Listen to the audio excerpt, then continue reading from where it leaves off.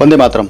G20 2023 Bharat में बहुत ही धूमधाम से संपन्न हुआ, जिसमें 4100 करोड़ रुपए खर्च हुए। इससे भारत को क्या फायदा हुआ और ये G20 है क्या?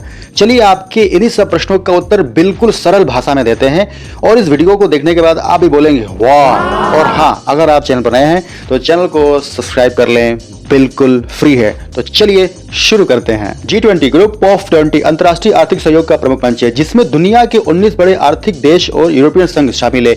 यह सभी प्रमुख अंतर्राष्ट्रीय आर्थिक मुद्दों पर ग्लोबल आर्किटेक्चर यानी वैश्विक वास्तुकला और शासन को आकार देने और मजबूत करने में महत्वपूर्ण भूमिका निभाता है। भारत के पास 1 दिसंबर 2022 से 30 नवंबर 2023 तक G20 की अध्यक्षता है।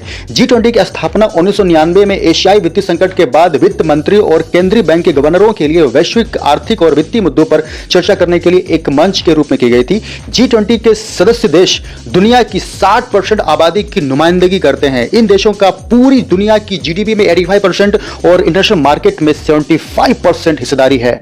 भारत के लिए कितना अहम था G20? पहला तो यह कि पहली बार दुनिया मेजबान भारत की संस्कृति से और भी ज्यादा रूबरू हुई।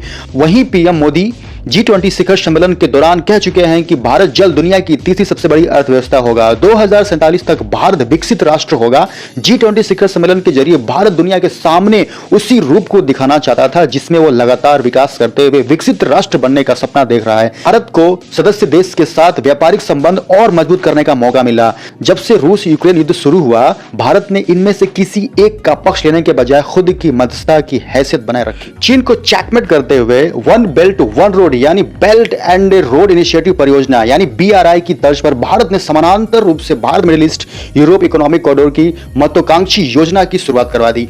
उसी तरह तेल बाजार में ओपेक देशों की मोनोपोली को तोड़ने के लिए बायोफ्यूल अलायंस का ऐलान भी कर दिया। इन दो पहलों का दुनिया भर में व्यापक असर होगा। भारत दोनों मोर्चों को अपने हिसाब से दिशा दे सकता है। एक्सपर्ट के मुताबिक G20 से भारत के इंफ्रास्ट्रक्चर सेक्टर में अच्छा खासा इन्वेस्टमेंट आ रहा है, जिसके और भी बढ़ने की उम्मीद है। भारत वसुधैव कुटुंबकम, एक पृथ्वी एक परिवार एक भविष्य की थीम G20 बैठक की अध्यक्षता किया, जिससे भारत एक ब्रांड के रूप में लीड करते हुए दिखाई दिया। भारत तेजी से बढ़ती एक अर्थव्यवस्था है। ऐसे में भारत दुनिया को अपनी ओर निवेश बढ़ाने के लिए आकर्षित किया। G20 के मंच पर आर्थिक विकास, पर्यावरण, स्वास्थ्य, शिक्षा और कारोबार के क्षेत्र में सहयोग बढ़ाने पर चर्चा हुई। भारत G20 में ग्लोबल साउथ के देशों के मुद्दों को भी उठाकर इस पूरे क्षेत्र का नेतृत्व किया। भारत ने उन 9 देशों के नेताओं को भी आमंत्रित किया जो अभी तक इस समूह का हिस्सा नहीं थे। विकासशील और अल्पविकसित देशों के हितों को G20 के एजेंडे में जगह दिलाकर भारत ने इन देशों के